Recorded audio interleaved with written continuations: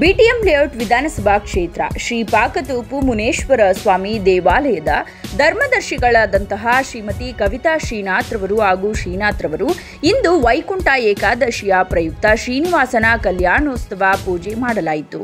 ಇದೇ ಸಂದರ್ಭದಲ್ಲಿ ಎಲ್ಲ ಮಹಿಳೆಯರಿಗೆ ಉಚಿತವಾಗಿ ಸೀರೆ ಹಾಗೂ ಬಾಗಿನ ವಿತರಣೆ ಮಾಡಿದರು. ಬಂದಂತಹ ಸಾವಿರಾರು ಭಕ್ತರಿಗೆ ಭೋಜನ ವ್ಯವಸ್ಥೆ ಮಾಡಿಸಿ ಸ್ವಾಮಿಯ ದರ್ಶನ ಮಾಡಿಸಲಾಯಿತು.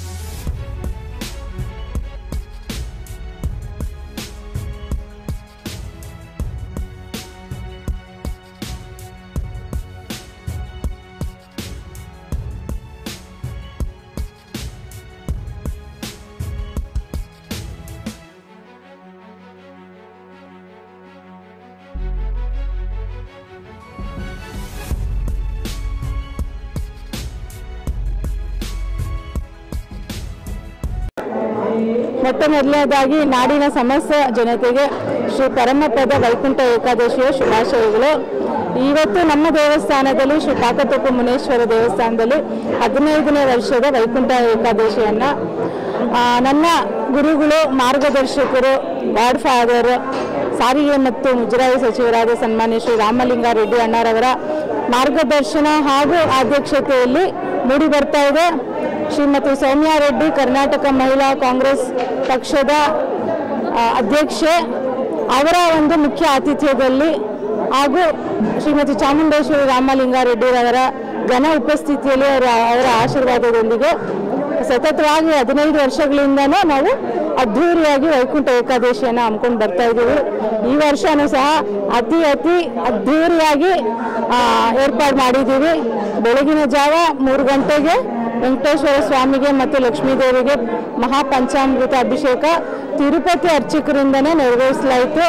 ಅದಾದ ನಂತರ ಮಹಾ ಅಲಂಕಾರ, ತೈಮಾಲ ಸೇವೆ, ವೈಕುಂಠ ದ್ವಾರ ಪೂಜೆ ಮತ್ತು ವೈಕುಂಠ ದ್ವಾರ ಪ್ರವೇಶ ಆಯಿತು.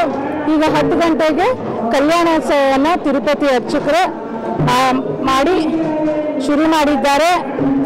ಈಗಷ್ಟೇ ಎಲ್ಲ ವಿಗ್ರಹಗಳಿಗೆ ಅಭಿಷೇಕ ಆಯಿತು. ಈಗ ಶ್ರೀದೇವಿ ಭೂದೇವಿ ಸಮೇತ ವೆಂಕಟೇಶ್ವರ ಸ್ವಾಮಿಗೆ ಕಲ್ಯಾಣವಾಗುತ್ತೆ.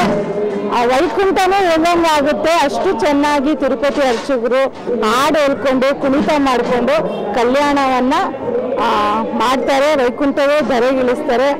ಈ ಎಲ್ಲ ಕಾರ್ಯಕ್ರಮಗಳಿಗೆ ಸನ್ಮಾನ್ಯ ಶ್ರೀ ರಾಮಲಿಂಗಾರೆಡ್ಡಿ ಅಣ್ಣವರು, ಸೌಮ್ಯ ರೆಡ್ಡಿ ಮೇಡಮ್ ಅವರು, ಶ್ರೀಮತಿ ಚಾಮುಂಡೇಶ್ವರಿ ರಾಮಲಿಂಗಾರೆಡ್ಡಿ ರವರು ಮತ್ತು ನಮ್ಮ BTM ಕ್ಷೇತ್ರದ ಎಲ್ಲ ಮಾಜಿ BBMP ಸದಸ್ಯರುಗಳು, ಎಲ್ಲ ಮುಖಂಡರುಗಳು, ಎಲ್ಲರೂ BTM ಕ್ಷೇತ್ರದಿಂದ ಮತ್ತು ಬೆಂಗಳೂರಿನ ಮೂಲೆ ಮೂಲೆಯಿಂದಲೂ ಭಕ್ತಾದಿಗಳು ದೇವಸ್ಥಾನಕ್ಕೆ ಬಂದು ದೇವರ ದರ್ಶನವನ್ನು ಪಡ್ಕೊಂಡು ಪ್ರಸಾದವನ್ನು ಸ್ವೀಕರಿಸ್ತಾ ಇದ್ದಾರೆ. 12ವರೆಗೆ ಮಹಾಮಂಗಳಾರತಿ ಆಗುತ್ತೆ. ಅದಾದ ನಂತರ ಎಲೆ ಊಟ, ಶ್ರೀನಿವಾಸನಿಗೆ ಕಲ್ಯಾಣ ಆಗುತ್ತೆ, ಹಾಗಾಗಿ ಮದುವೆ ಊಟ, ಎಲ್ರಿಗೂ ಮದುವೆ ಊಟ ಆಗಿಸ್ತಾ ಇದ್ವಿ. ಅದಾದ ನಂತರ ಮಹಿಳೆಯರಿಗೆ ಬಾಗಿನ ವಿತರಣೆ, ಸೀರೆ, ಬಳೆ, ಅರಿಶಿನ, ಕುಂಕುಮ ಅವೆಲ್ಲ ಕೊಟ್ಟು ಬಾಗಿನ ನೀಡ್ತಾ ಇದ್ವಿ. ಈ ಸಲ ವಿಶೇಷ ಏನಂದರೆ ನಮ್ಮ ಅಣ್ಣ ತಮ್ಮಂದಿರಿಗೂ ಸಹ ಬಾಗಿನ ಕೊಡ್ತಾ ಇದ್ವಿ. ಪಂಚೆ ಮತ್ತು ಶರ್ಟನ್ನು ಸಹ ಕೊಡ್ತಾ ಇದ್ದೀವಿ. ಭಕ್ತಾದಿಗಳು ಹೆಚ್ಚಿನ ಸಂಖ್ಯೆಯಲ್ಲಿ ಈಗಾಗಲೇ ಆಗಮಿಸಿದ್ದಾರೆ. ಇನ್ನೂ ಹೆಚ್ಚು ಜನ ಬರಲಿದ್ದಾರೆ ಅಂತ ಹೇಳ್ತೀರಾ ಮೇಡಮ್? 15 ವರ್ಷಗಳಿಂದ ಈ ಕಾರ್ಯಕ್ರಮಕ್ಕೆ ಭಾಗವಹಿಸ್ತಾರೆ ಸ್ಥಳೀಯರಿಗೆ ನಾನು ಹೇಳೋದು, ನಾನು ಯಾವಾಗಲೂ ನನಗಾಗಿ ನಾನು ಭಗವಂತನ ಹತ್ರ ಯಾವತ್ತೂ ಏನೂ ಬೇಡ್ಕೊಂಡಿಲ್ಲ. ನಾನು ಯಾವಾಗಲೂ ಅಷ್ಟೇ ನಮ್ಮ ಕ್ಷೇತ್ರದ ಜನ ಮತ್ತು ದೇವಸ್ಥಾನಕ್ಕೆ ಬರುವಂಥ ಎಲ್ಲ ಭಕ್ತಾದಿಗಳ ಪ್ರಾರ್ಥನೆಯನ್ನು ಶ್ರೀ ವೆಂಕಟೇಶ್ವರ ಸ್ವಾಮಿ ಮತ್ತು ಲಕ್ಷ್ಮೀ ದೇವಿ ಅಮ್ಮ ಈಡೇರಿಸಲಿ ಅಂತ ನನ್ನ ಪ್ರಾರ್ಥನೆ ಯಾವಾಗಲೂ ನಮ್ಮ ಸ್ಥಳೀಯರಿಗೆ, ನಮ್ಮ ಕ್ಷೇತ್ರದ ಜನತೆಗೆ ಮತ್ತು ಭಕ್ತಾದಿಗಳಿಗಾಗಿ ಇದೆ. ನಾನು ಹೇಳೋದು, ನಮ್ಮ ಕ್ಷೇತ್ರದ ಜನ ಇಲ್ಲೊಂದು ಶಾಂತಿ ತೋಟ ಥರ ಇದೆ ನಮ್ಮ ರಾಮಲಿಂಗಾರೆಡ್ಡಿ ಸಾಹೇಬರಿಂದ.